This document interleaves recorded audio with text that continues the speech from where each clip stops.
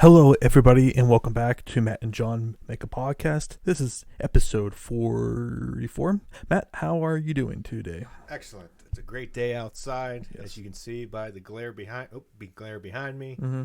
Nice sunny day. It's a good day to talk about random stuff.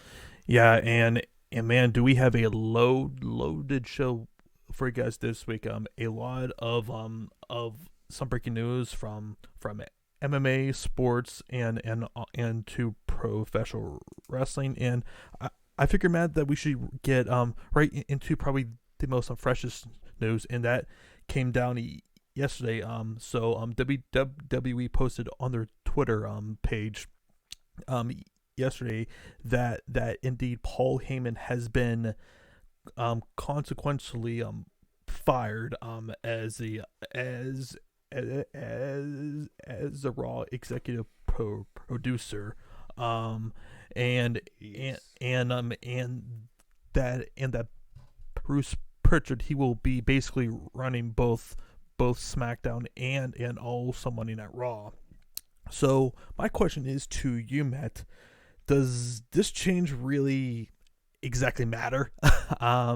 Because In a way, yes. Okay, because I'm in the mindset that it doesn't really matter, because Slightly. To me, it's slightly. It's not going to make a big difference. yeah, only because obviously everything ultimately gets approved by the big man Vince McMahon. So I'm just like saying, I mean, like, we all knew that when they initially hired both Heyman and Eric Bischoff, like last July, I think it was, maybe a little bit later, that this was probably going to be a short-term move. Just, to me, it just continues to just show just how much chaos that is just on with their creative side, and supposedly, according to people such as Sean Ross Sapp, that a lot of the talent were caught pretty off guard by this. I heard other stuff that it wasn't a bit of a surprise.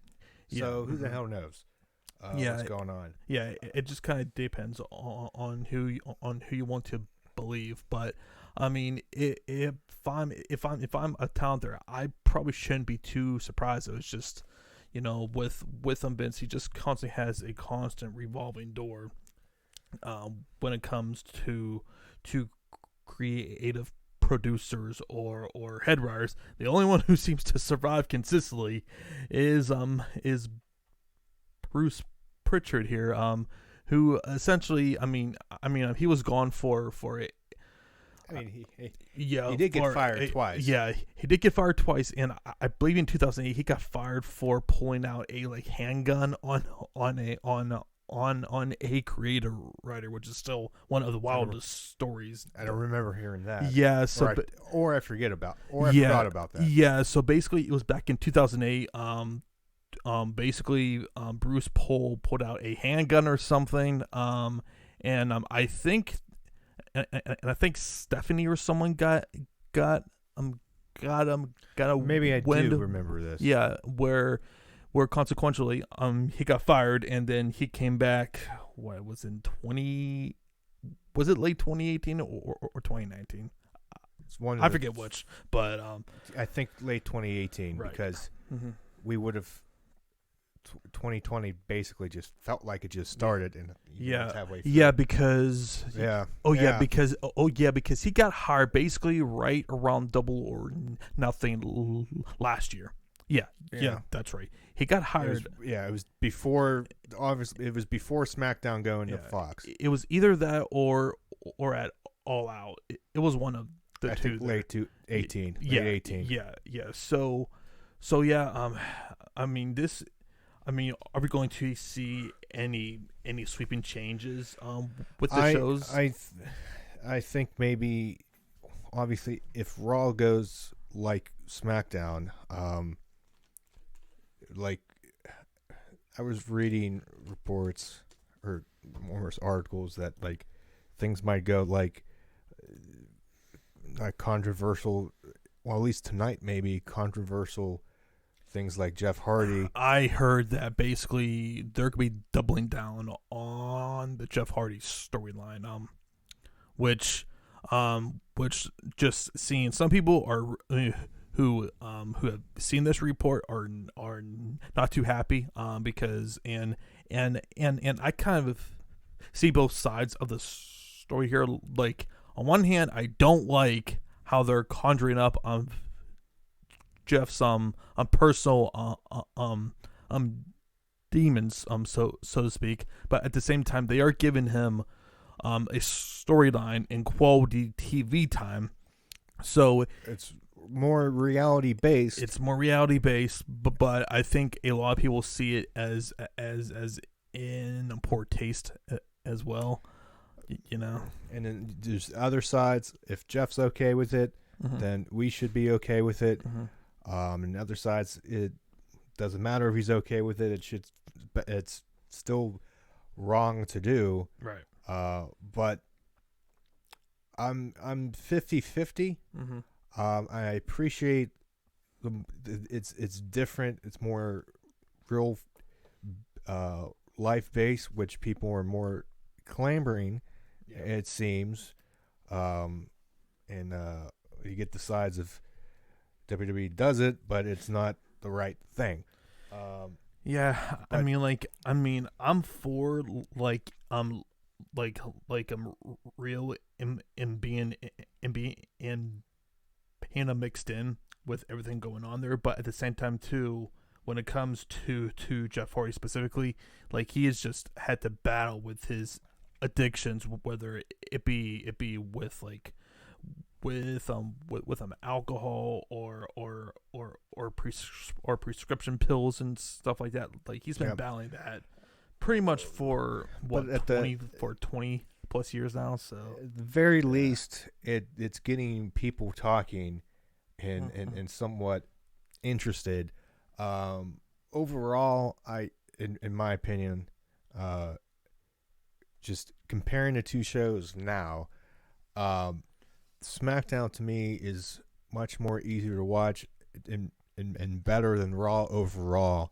That we keep saying that extra hour is that third hour kills them, and that kills anybody who has the right for a show. Because you have to fill in 2 hours and 2.5 hours of actual air time. Not to mention we're right in the middle of a pandemic. Yeah. So I don't envy anybody who has to write that show. The big difference another big difference between Raw and SmackDown. SmackDown has more of the established stars. You have now AJ Styles, you have a Sheamus, a Jeff Hardy, Strowman. Strowman's on. Strowman's on SmackDown. Yeah. Oh my God. Yeah. Miz, Morrison, Matthew Riddle. Soon to be Riddle. Well, he's still for main line audiences. AJ Styles, Daniel Bryan. Now whatever. Not Braun Strowman. Bray Wyatt. SmackDown. Raw is the more younger. They're trying to build. It was Heyman trying to build more so the younger talent, the up and coming talent. Andrade, Angel Garza, which I really like. Buddy Murphy, Austin Theory, thank you. And then you still got some veterans, if you will. Seth's, Edge, Randy Orton, all of that. But that's more of the young show, the up and coming show, trying to build Apollo Crews. Trying to build people who either have not been used yet or have not been used right in the past. So there was a plus for Raw trying to see that talent. Now, it's hard to compare or hard to say whether or not they are getting over, obviously, because you have no audience. At least the reaction. The only thing you can based off is pretty much social media views, YouTube views, and ratings. And ratings. But at the same, but with that, it's hard to say because all shows across the board fell during this pandemic. Yep. NXT, AEW. Yep. So I don't want to say it's the young people because we're in a different time. Now, if this was regular time, obviously with live crowds and arena shows, then you can put two together and say they're mutually exclusive. Right. Wrestling across the board is down. So to pinpoint, it's Heyman or it's the young people or whatever. I'm not confident to say either way.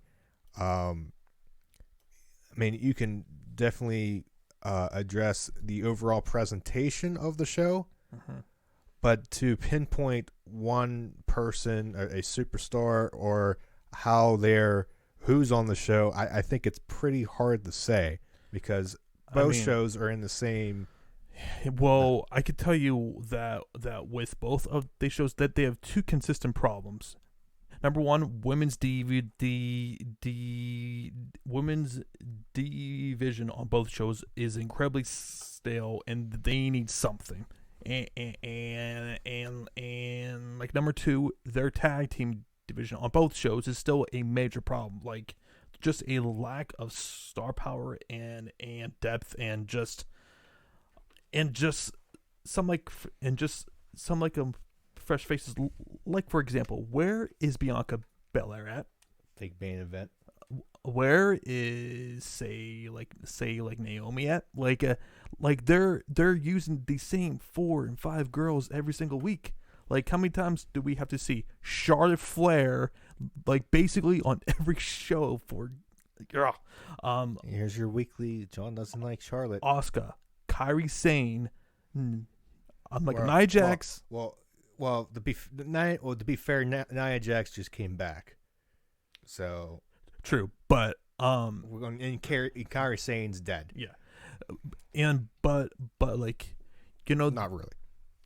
They call up a girl in like Bianca, who is arguably their most talented woman, arguably, and she outside of helping out with the Street Profits for on WrestleMania I think it was, and then the following Raw, she's been MIA. And I think she's been on main event. Yeah, it's like if you're not going to use her right away, then why did you even bother calling her up? Then it just they just have maybe this change might do something. I also think too, and this cannot be discounted either, the events happening around the world now, I think they're gonna be more inclined to push people such as Asuka, Apollo Crews. We are currently seeing that, and definitely Bianca because she is so talented. She has so much charisma, so athletic. And I read a report today. I don't know. Forgive me. I don't know who said it. Was that Vince is, I think, behind Drew and Street Profits. There's two people, so that helps. Maybe once they're done with the Viking Raiders. Maybe she'll come back in a more serious role. Maybe they didn't want to, I don't know, get her grouped up with this storyline with them. Yeah, and two, I've been seeing as well, Matt. Girls such as Ruby Riott and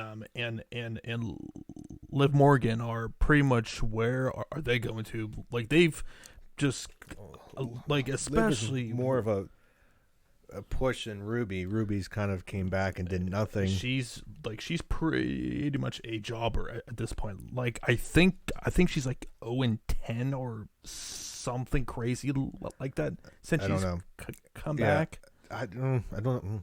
She had that many matches. I want to say that it's somewhere around there. TV something. Yeah, but she has yet to win a single match match since she's come back. Liv has had some momentum, but a lot of start and stop pushes for her. So I'm not exactly sure what their overall plan is for her. So like they just need to do a better job in building up other women, kind of how like NXT does. oh yeah, Like they are the depth there is crazy. It's just like they have other girls and other storylines such as like Candice and Shotzi Blackheart and Dakota Kai and Tegan Knox. They because I just watched this week's NXT today. I caught up, and they are including Kaden Carter with Kaylee. I forget her last name. This Ricochet. Kaylee. Casey. Casey. Yeah. Kaylee. Yeah, Casey. Yeah. Miss Ricochet, and so they're involved. They had that involved with Dakota Kai and Raquel Gonzalez, and now Dakota Kai verbally basically challenged for the women's championship eventually, which kind of does not make any sense right now, since she got pinned by Tegan Knox on Takeover. I mean, if anything, and pains me to say this, but the only person who really makes any damn sense now is Charlotte Flair. God help me. I'm trying to find the part of me that was surprised. No, I think I don't know. I think it needs to be eventually down the road Rhea, or you could do Io versus Candice. I think you could get away with that. Although she's currently involved with Keith Lee and like Mia Yim right now. So which I loved that match this past week. It was great. It was very entertaining with those two, Candice and Johnny being just the whimpering heels. And while we are on the NXT topic, I kind of thought about this after our stream on Wednesday was, are they pushing Karrion Kross way too soon to be in the top picture with Adam Cole? Because I can kind of see some people's argument with that is like he's been on TV not even 3 months?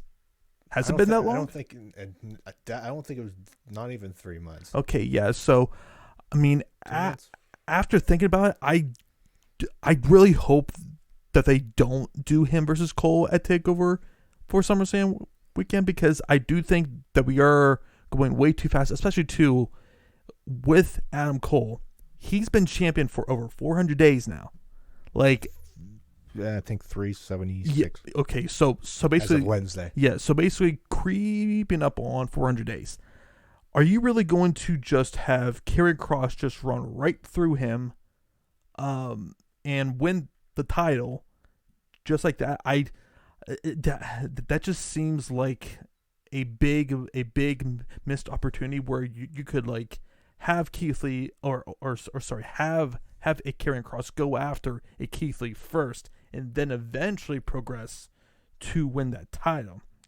But I want at the same time too, if Triple H wants to put the title on him to basically keep him in NXT, because he feels, and this is me being a conspiracy theorist. Is this when you mean he? Who you mean? Or I'm talking when keeping the. What do you mean keeping the title on him? Who?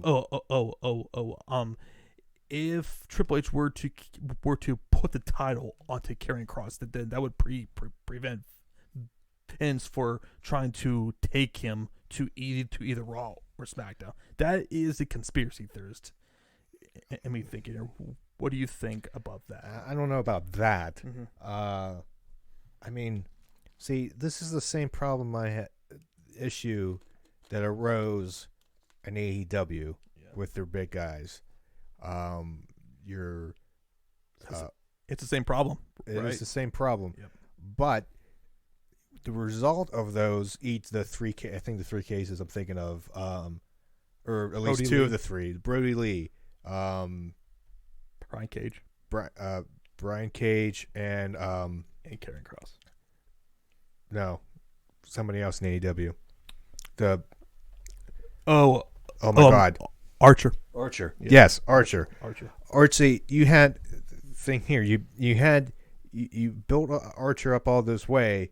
He lost to Cody, and then the rumor is, I think you said on Wednesday, TNT had something to do with that. Yeah, I'm pretty sure that was probably the caveat when they came up with this title.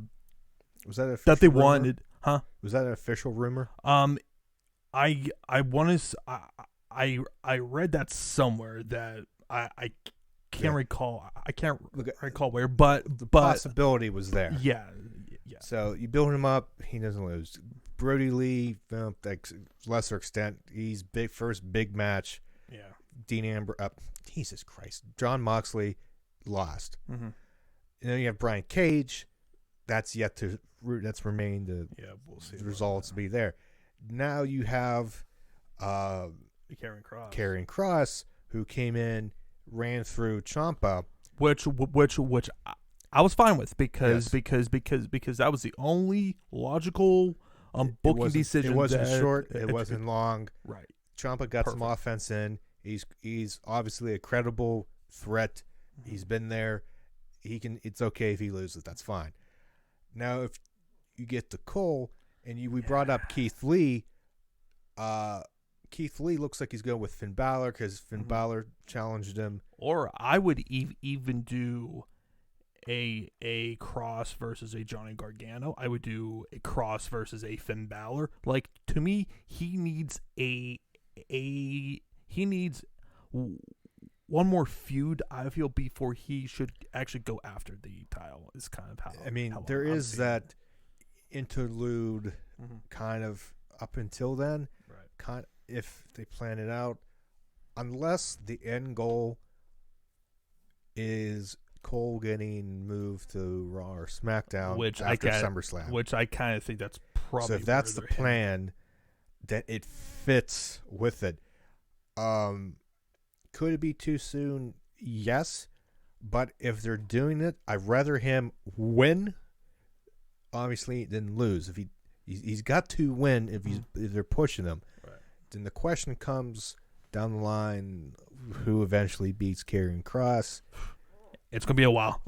It's going to be a while. The only person right now I can visibly believe they can beat him is Keith Lee. He's the only man. Which maybe down the line, who knows? But and two, with a Ciampa, like you could kind of do a whole comeback story with him. Which yes, you can do that too. Yeah, like a street fight or something gimmick. Yeah, there's stuff there. Pushing him, could it be a question? But he's looked better. Well, I mean, Archer has looked good too, leading up to it.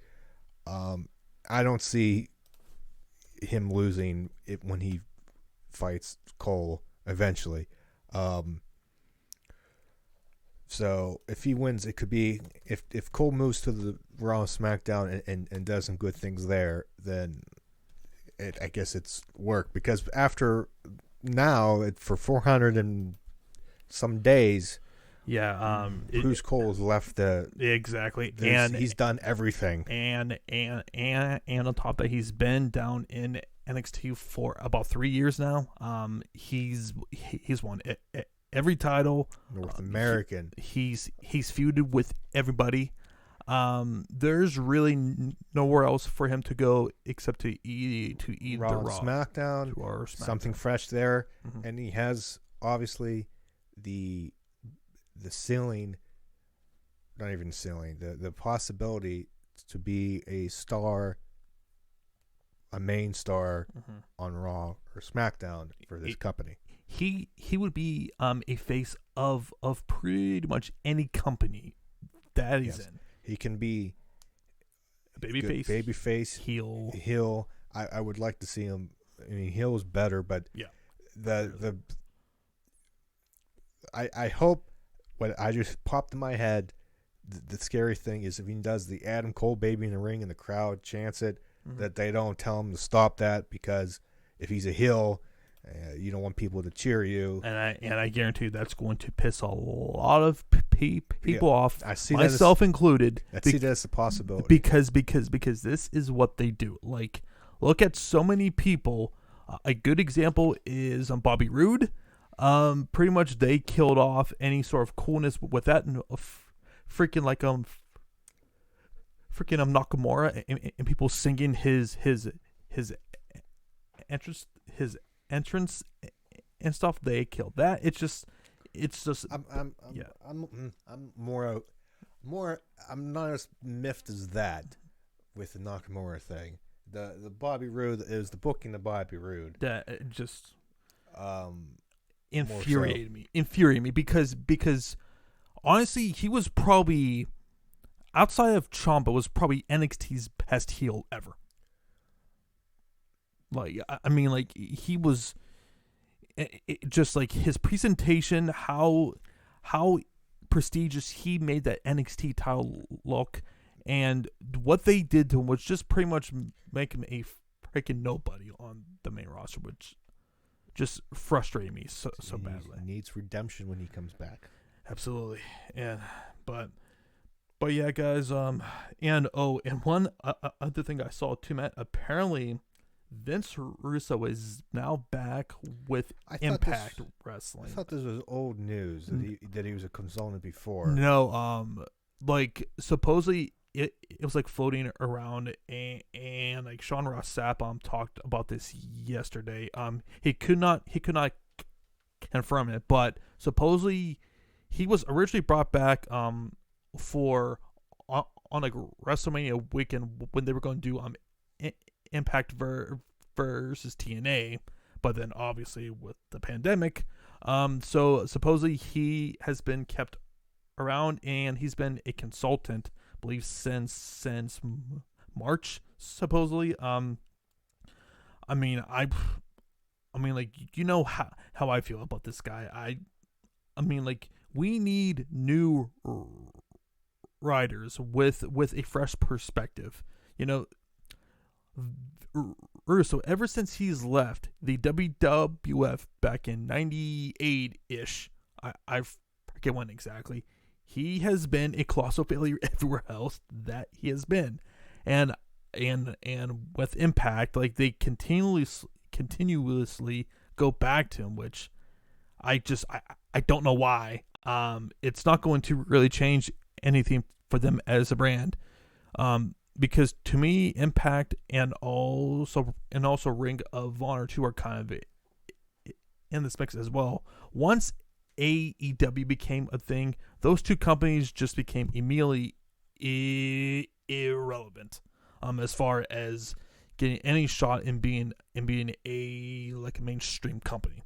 Just because, you know, with AEW being on TNT, and so, you know, do you have any thoughts on this? Well, were you kind of surprised by it?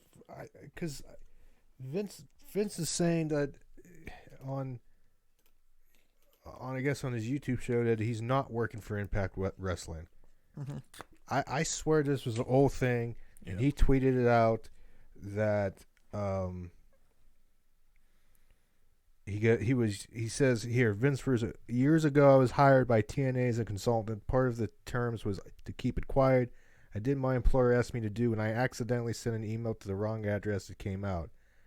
I remember hearing this before yesterday, so I don't know if he's still working on it now. I think this is old news. Okay, yeah, because what I can tell, it really popped up yesterday, and Sean Ross Sapp basically confirmed that. So, it's just something to keep an eye on there. So, let me see if there's any other. Okay, and while we're on the WWE topic as well, we should might as well preview this weekend's Backlash event, and also just to keep you guys informed as well. Matt and I will also between a live reaction show once that show goes off of the air there, so stay tuned for that. But there's about how many matches are on this card? So we got Sheamus 2, 3, 4, 5. So we got about 7 matches here. As of now, and this is being recorded before SmackDown on Friday. So if there's anything else added, I would be kind of surprised if there is, just because there's already 7 confirmed matches on here. But the first match, Matt, Sheamus versus Jeff Hardy. Any thoughts, and who do you think wins here? Or I guess I should say is, do we actually get an actual winner here? Because I feel like that for both guys, I don't think either guy can really afford a loss here, you know. Or the thing is, does it end? Does the storyline end? Yeah, that's a better question. Because naturally, Jeff Hardy would win after everything he's gone through. Right. I have a feeling maybe this won't end yet. Mm-hmm. I'm gonna go Jeff Hardy by DQ. Yeah, that's kind of how I'm thinking it as well. I could also see too a like a no contest or a count out or something like that. Just kind of feels like that they should probably do something like that, but then again, that would probably prolong the feud, which I'm not going to lie, I'm not really crazy about, so we'll see how that goes. Apollo Crews versus Andrade. I see zero reason for Apollo Crews to even be thought about dropping his title now. He just won it from Andrade. What? Not even a full month yet. Should be a pretty good match. Apollo should win pretty clean here. Start to build up Apollo. Start to give him some other fresher feuds. I'm sick of him just having the same freaking matches with the same people. How many times is he going to face Andrade? How many times is he going to face Angel Garza or Austin Theory? And they have so many other people on like Monday Night Raw. Just pluck him with a feud. Just do something with some of these other guys and give them a chance. I'm constantly repeating myself with this, but it should not be this hard to build him up. Yeah. What do you think? I say Cruz wins. Should win. Mm-hmm. I think he was doing the open challenge thing. Mm-hmm.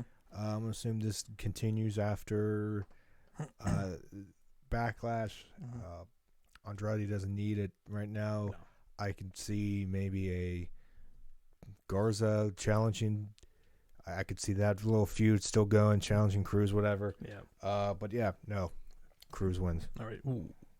Women's tag team titles: Bayley and Sasha Banks versus Alexa Bliss and Nikki Cross versus the Iconics. I'll be shocked if Bayley and Sasha are still champions after this.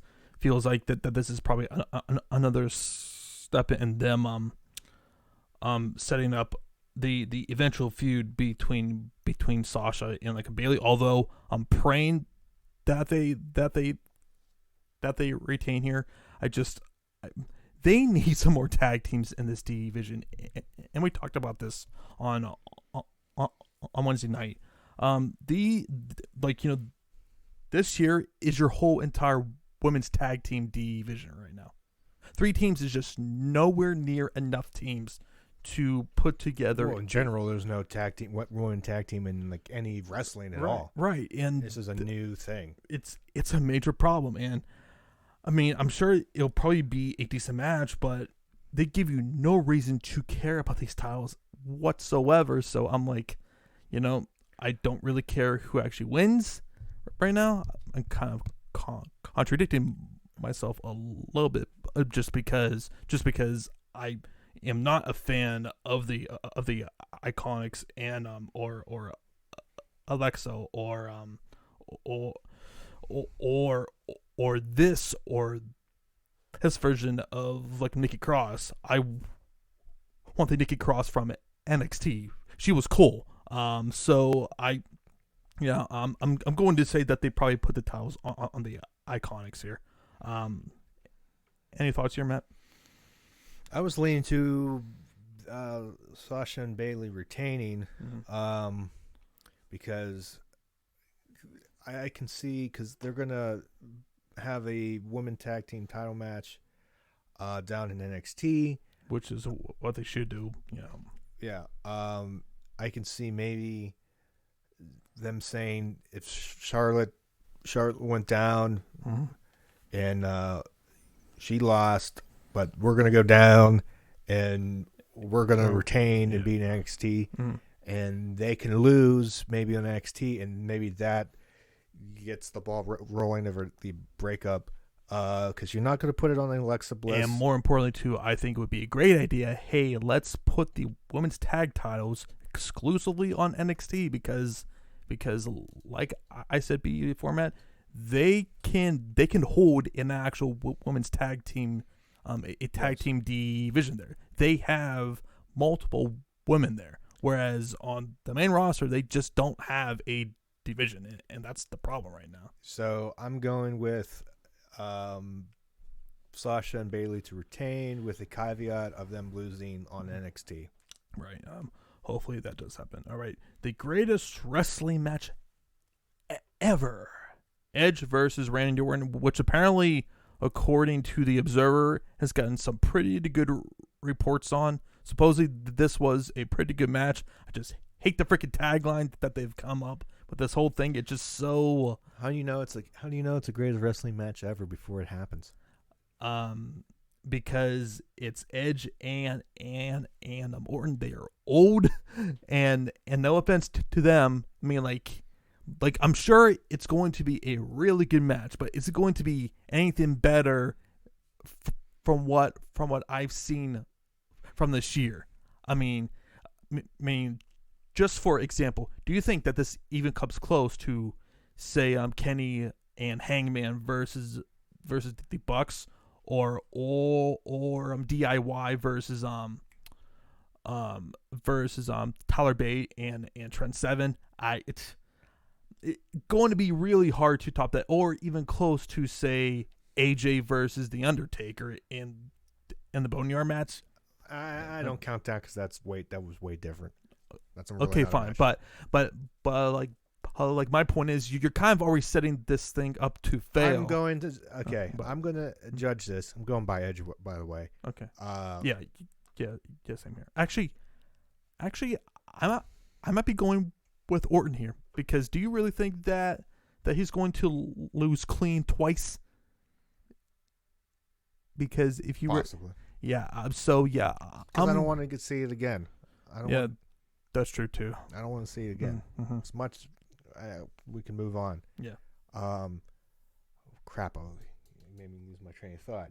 The greatest wrestling match ever. Yeah. Thank you. That put me back on. Actually, I'm gonna judge it based on the match itself. It's gonna be either bad, good, or great. Minus whatever title they're putting on this. I don't care. And I'm not going to compare it to that. That's a thing. They did it. It happened.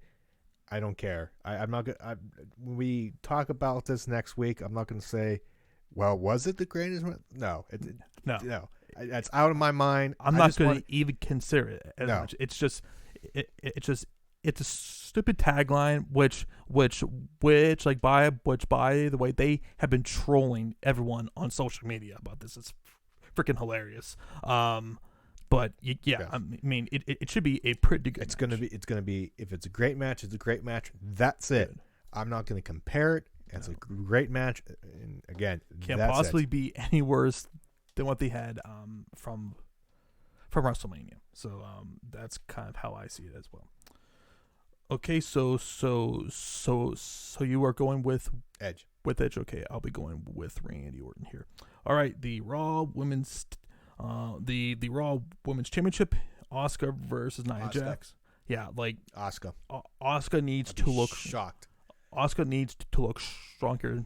Nia Jax should not even be on TV now for the amount of times that she has been killing people in ring. Poor Kairi Sane, by the way. It's just, I mean, like, you can only have so many accents so many times, and you not becoming a complete detriment to everyone else. Like, it's just so funny to me, Matt.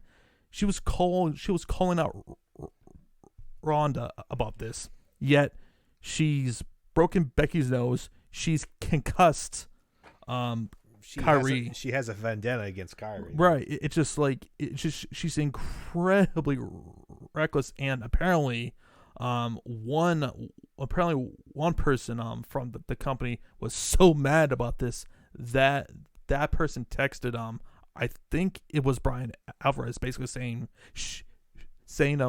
that she should be fired, which I don't feel that strongly, but she should definitely be off of TV though. Like she needs to get in the performance center and just have some reps, have some coaching, something. Like she's just way too dangerous right now. It's so bad. She's been so bad, Matt. They outlawed the freaking Poco Bomb, which by the way, it is a stupid move. Which that should have been outlawed when Sting. Yeah, when Sting's career was ended with that there. But just but getting back on topic with the match there, so Asuka should win, which more than likely we're probably getting Asuka versus Charlotte. I'll be kind of surprised if we don't, just based on the process of elimination, unless they surprise me and do, I don't know, her versus Bianca Belair, someone. No, not yet. So I mean, like, I feel Charlotte's probably the only logical person to have Asuka feud with after this, unless I'm missing someone.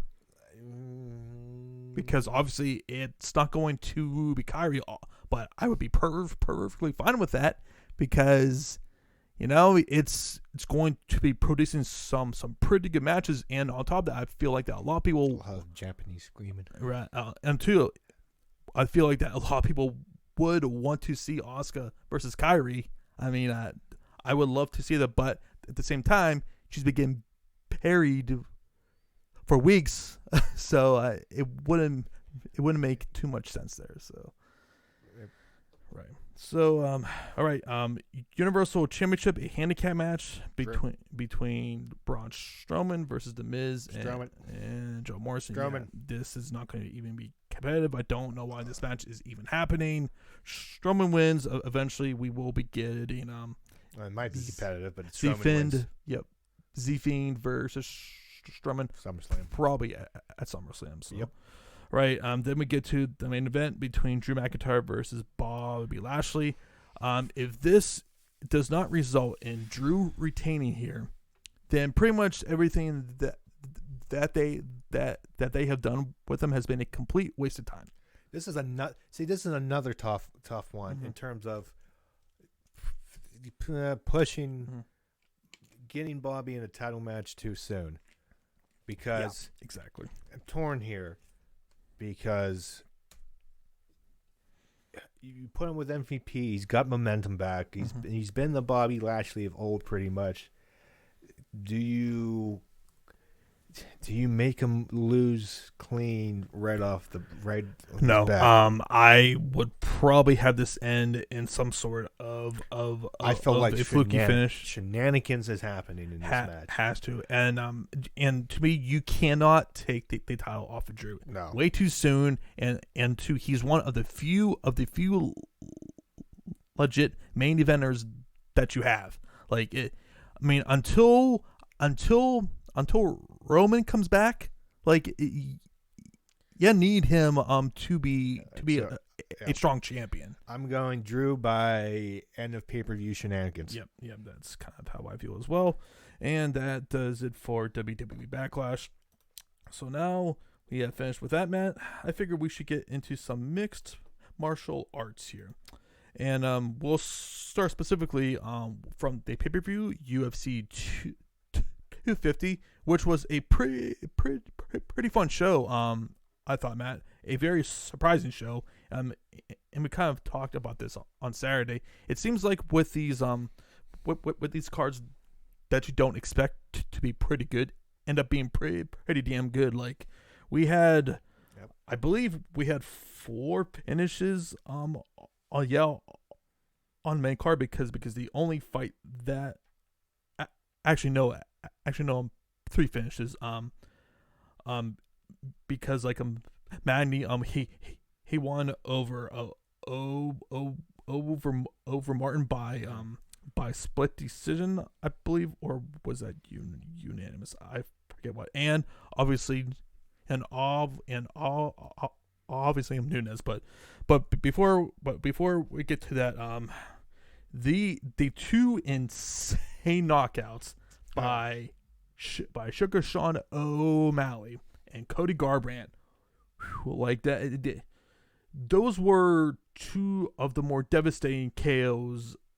I mean, it's up there. It's up there with Francis's KO at the last pay-per-view. But O'Malley just this is his second fight now straight where it didn't go beyond 3 minutes. Like this, like he is just showing just how great of a striker that he is. He's just he's so unorthodox. His size is a clear advantage for him as well with his reach. And he just continues to get better and better, man. And now he's probably going to be getting a top 15 guy now. I mean, I think probably a good next guy from would be like John Dodson, but I could also see too UFC putting him someone inside of the top 10 as well. I don't think that they should put him against Cody yet. I feel like that is way too soon.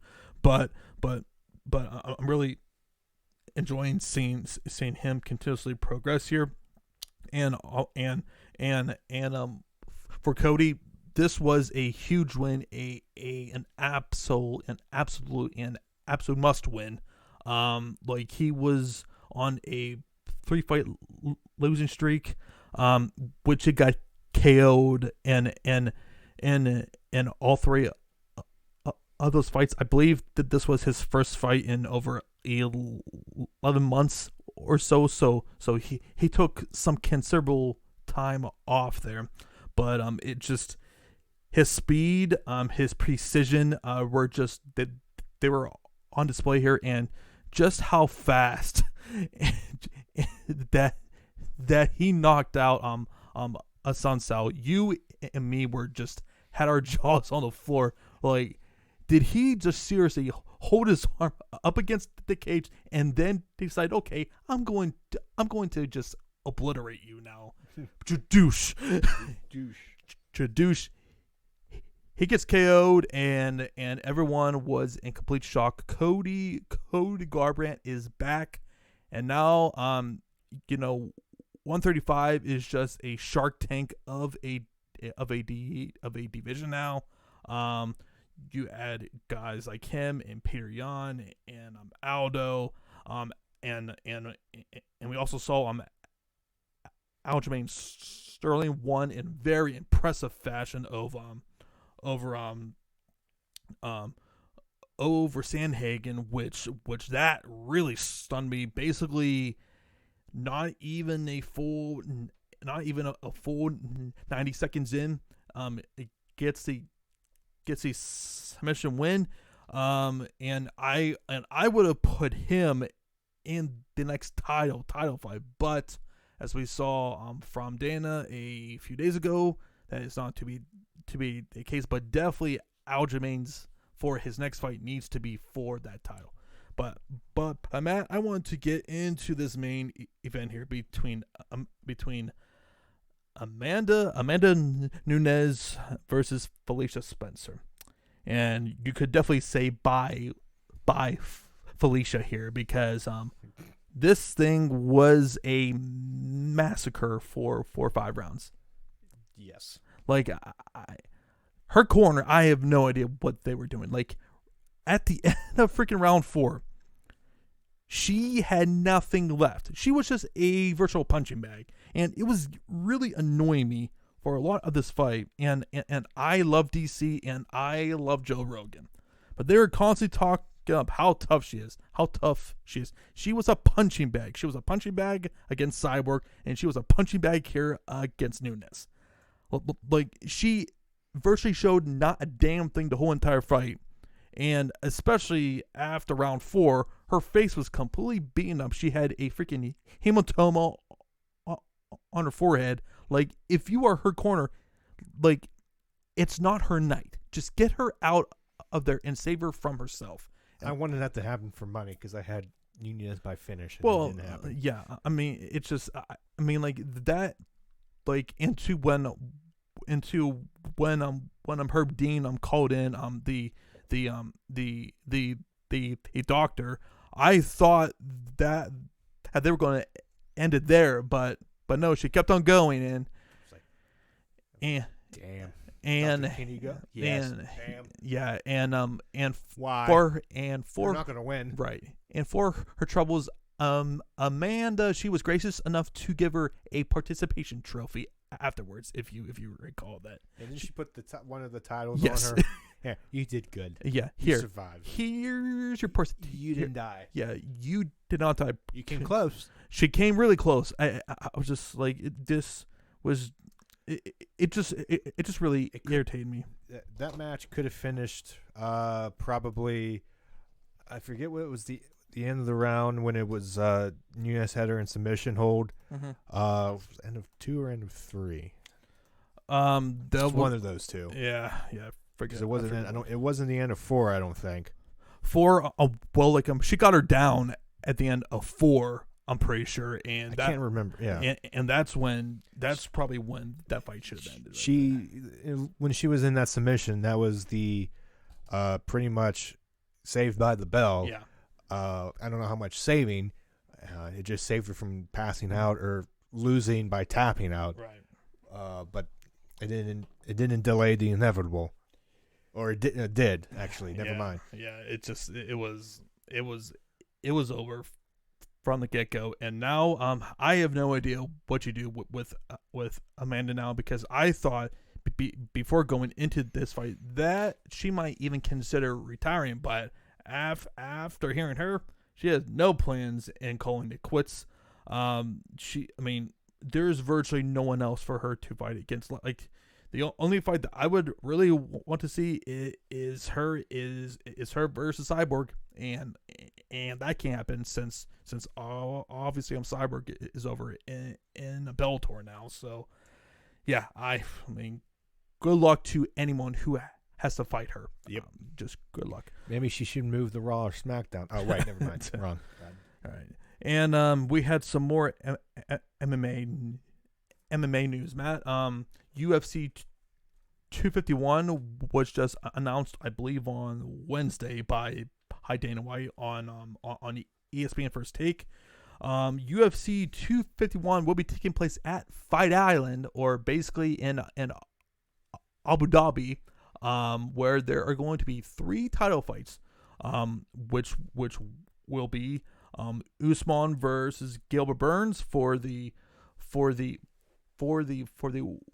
welterweight title. Alexander Volkanovski versus Max Holloway for the featherweight title. And Peter Yan versus Jose Aldo for the current vacant bantamweight title since Henry Cejudo retired after UFC 249. And also to the other two fights were added onto for the main card as well. Rose versus Jessica Andrade, and what is going to more than likely be Paige Van Zandt's final fight for the UFC. I feel like she's on her final fight for contract. Gotta think that this is probably it for her husband. He's currently signed over in Bellator. I gotta think she's probably going over there next. So yeah, that needless to say, that's going to be a pretty loaded card. Summit Fight Island is now officially a thing now. It was kind of overhyped to be perfectly honest, but that was during height pandemic. Yeah. And Dana said that we were definitely going to be having this, and supposedly they're targeting Habib coming back, I believe, in September, and also they announced as well for Stipe versus DC3 is happening in August. So a lot of pretty good fights coming up in the coming months here. And there was some more MMA news, Matt, and one giant one specifically, which honestly I can't even take this seriously anymore.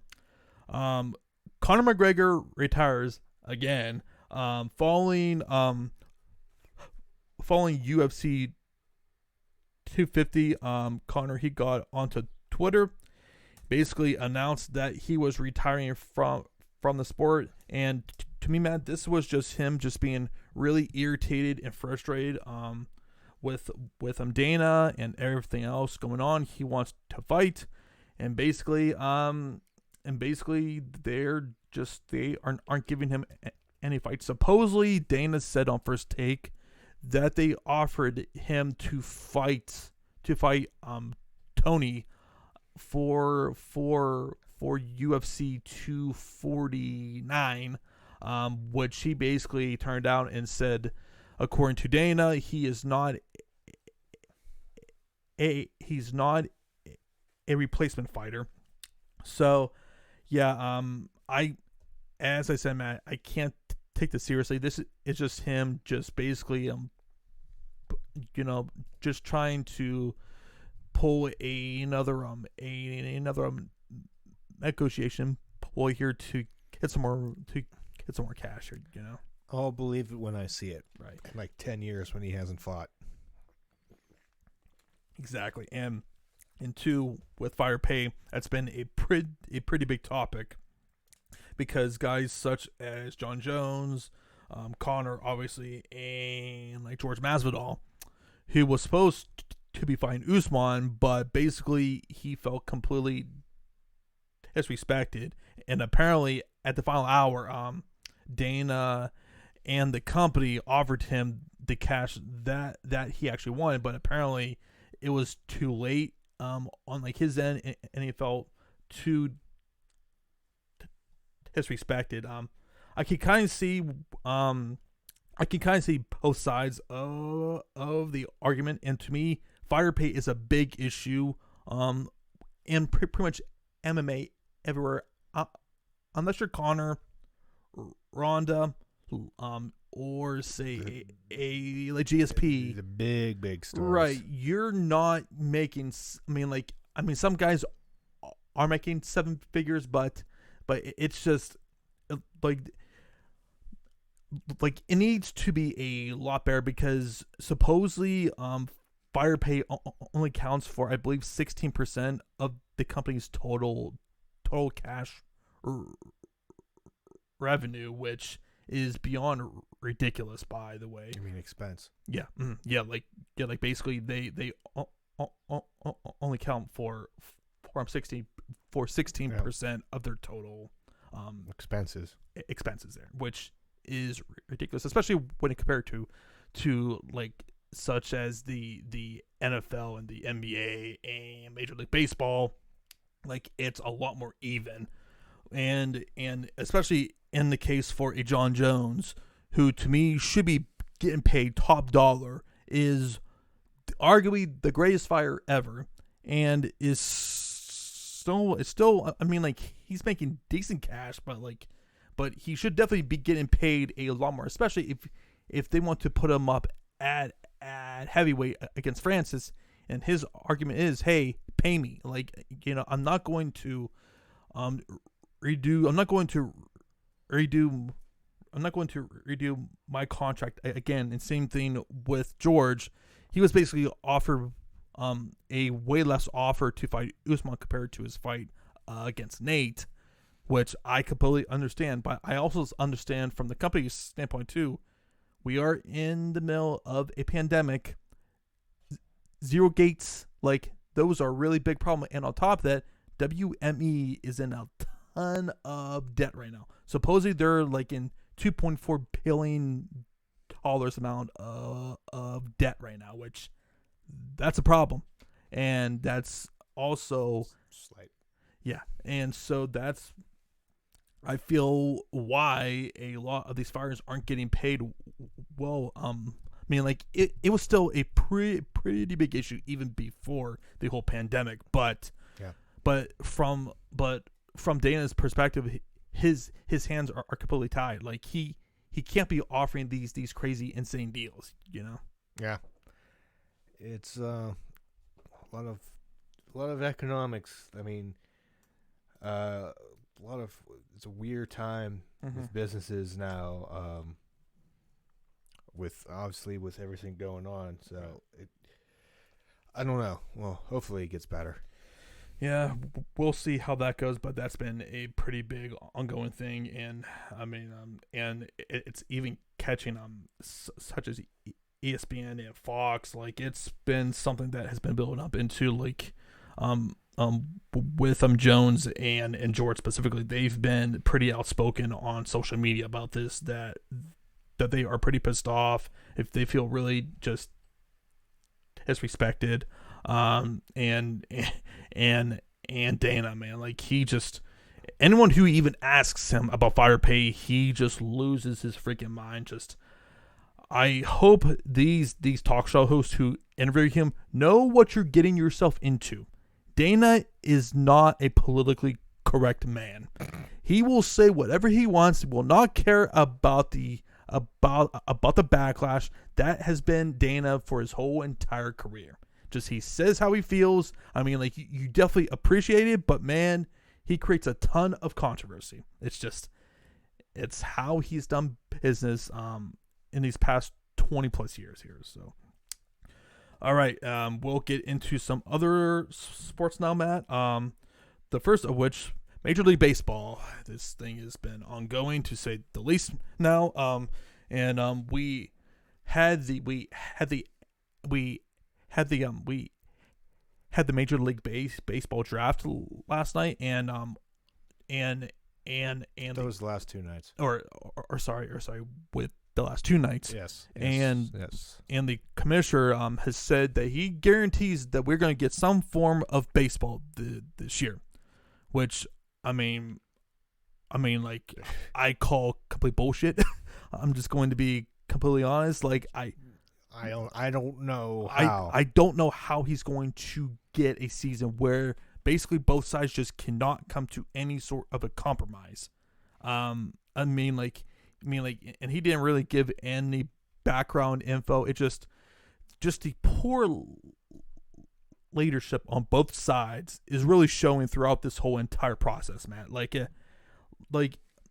do these people not understand? Like, you're doing so much damage to the game by canceling a full season. The NHL is still trying to recover from them canceling the 2003-2004 season, which which at the time they needed to change the whole system because they really needed a salary cap back then. But like it took so much pulling teeth to finally get that hard salary cap, and now we're in the pandemic, and it's obviously coming down to the cash issue.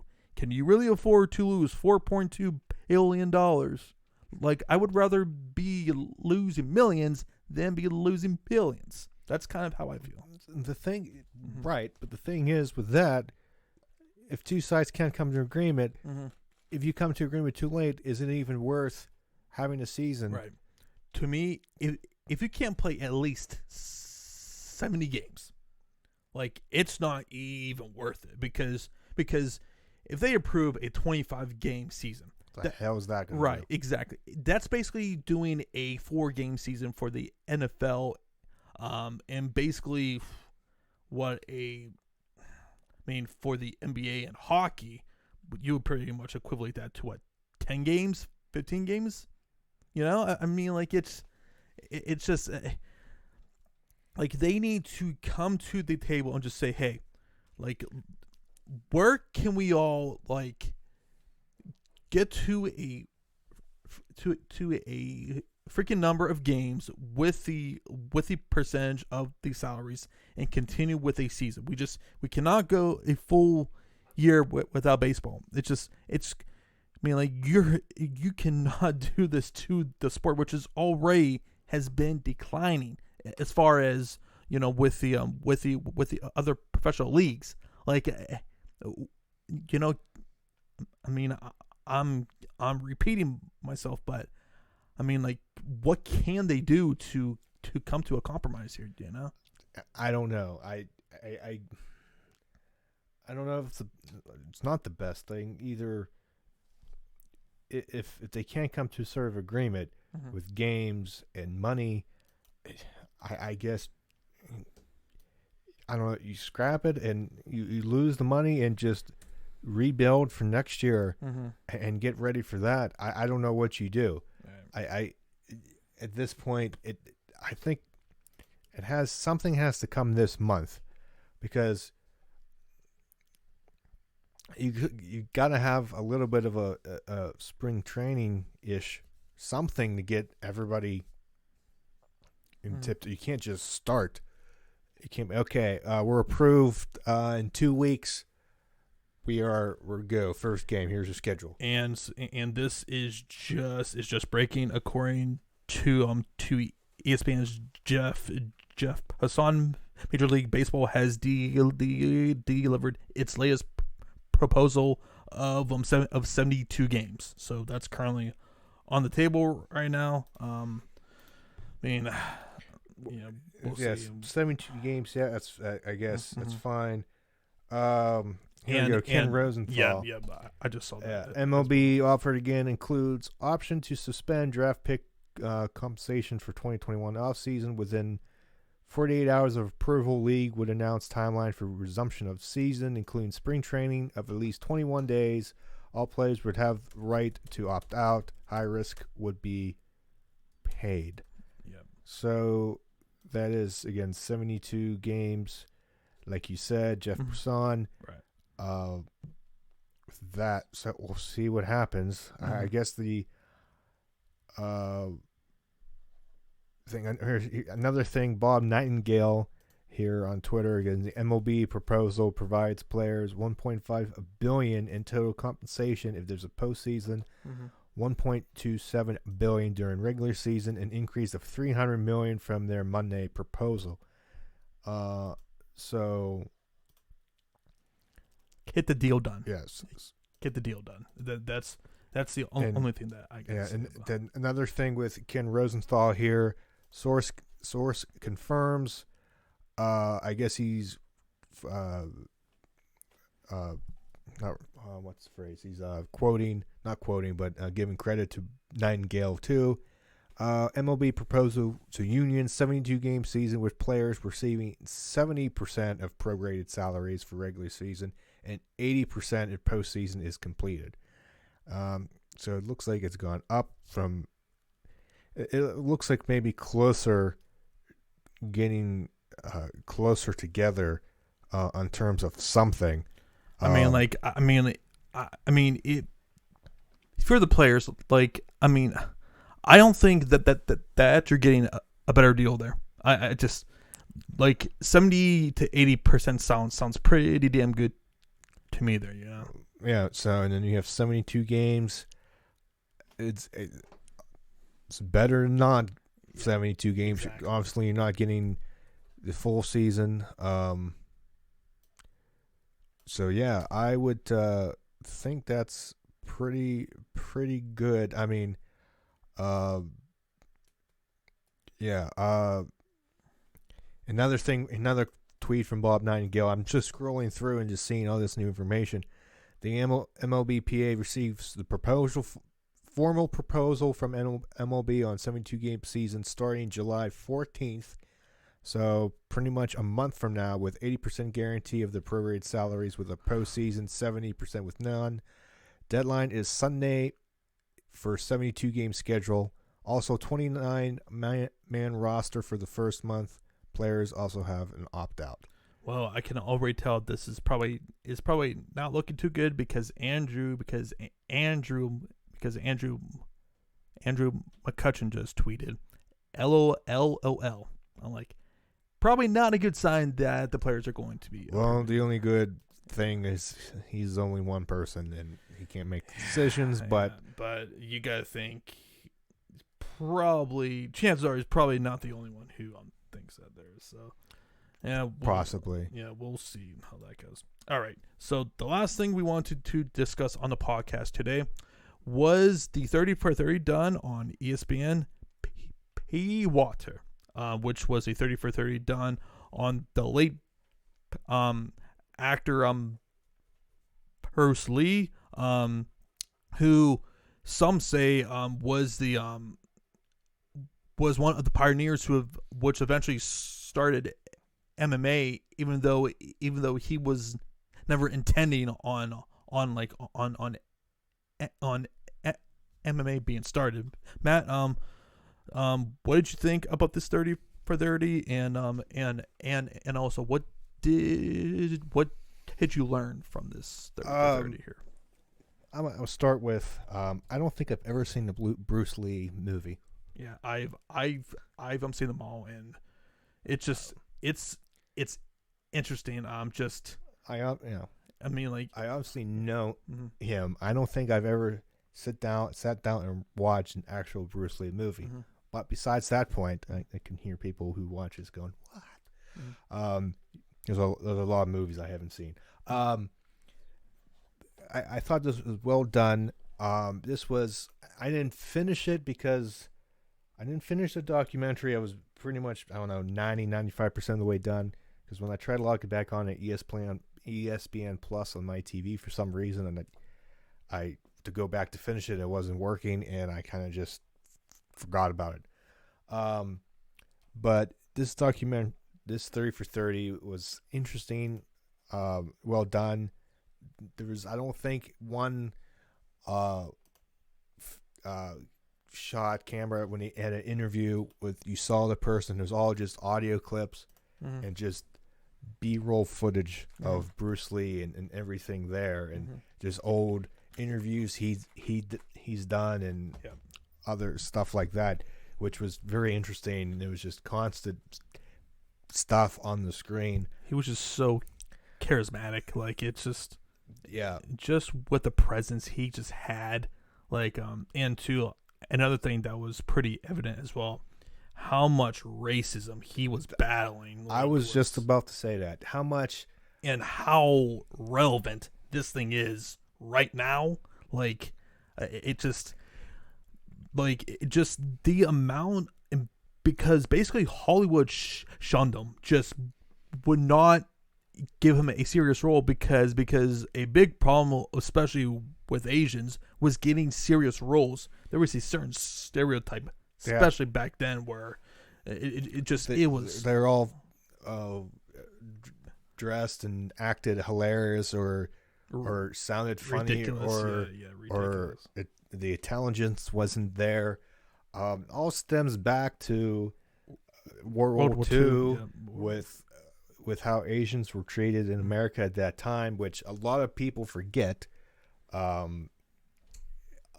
So it brings you perspective of how at most times in recent modern history, how racist this country can be, or still is. I can go on the limb and say it's gotten better. Yeah. When overall, when you look back from Asians from obviously Bruce Lee's time to now, and African Americans from obviously from MLK's days to now. Right. It's not perfect. It's still bad. Obviously, look what's happening now. And it's coming to the forefront. But relatively from long ago to now, it's better. It's not great. It's not improved as quick as most have hoped. But besides that fact, this has really opened at least my eyes more on just the racism in this country.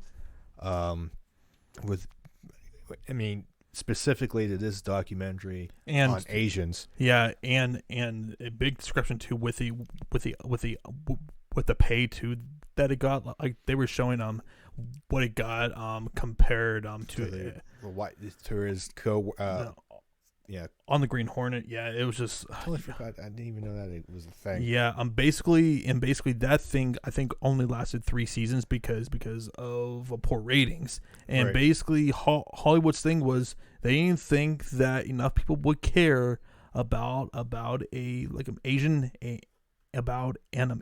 lead actor being a freaking lead. And like you could just tell it was just infuriating Bruce Lee and who can blame him? Like it really does disappoint and sicken you just how badly that this man was treated and how hard it was for him to get into something. He had to go all the way back to Hong Kong to really establish himself. Yeah, to really establish himself. Yeah. And I feel like if he didn't die, he would have been a huge star in the States because this opened the door for guys such as Jackie Chan and like Jet Li and these other Asian actors who became huge stars. Absolutely. So it's just like it was just really disappointing to see that. And too, it's been a really big topic about his death. Like some feel like that and like his son more specifically felt that basically with the Chinese gangs probably had a hand in like his death just because of his name and his influence and just if you know if you knew this man, Bruce Lee, he was very outspoken. He told you exactly how he felt, and he was not afraid to basically piss people off. So he probably had a ton of enemies, and unfortunately he died at a very young age. He was only 32, and he left behind 2 kids and sadly too his son died. I think he was only 35, which I found out he was the main guy in Crow, which is the persona of Sting, where he got his inspiration for this Sting Crow character. So I had no idea about. So it was just it's pretty surprising things to say the least. But a very good doc.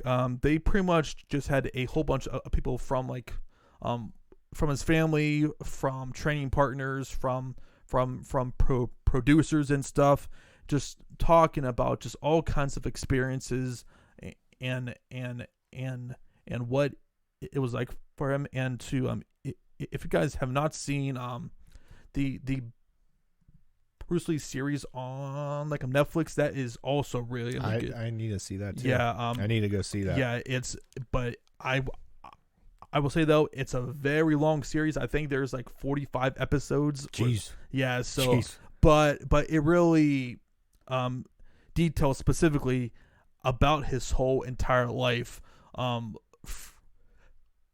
Hong Kong, and going over to California, to Seattle, and basically establishing his kung fu schools. Pretty much just became really well known, and was one of the first people to basically put together all sorts of different types of martial arts, from kung fu and taekwondo and jiu-jitsu, pretty much everything in boxing, grouped them all together, to which now is pretty much known as MMA, and like a ton of current fighters drew inspiration from his teachings, from his philosophies. Like, he was a very cerebral man, to say the least, and that really came off here.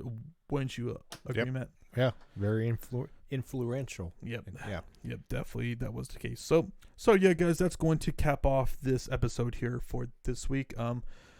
As we talked about on Wednesday, we are going to be doing a WWE Backlash reaction show this Sunday, and also keep a heads up as well, we will not be doing a Dynamite and NXT show for this upcoming week.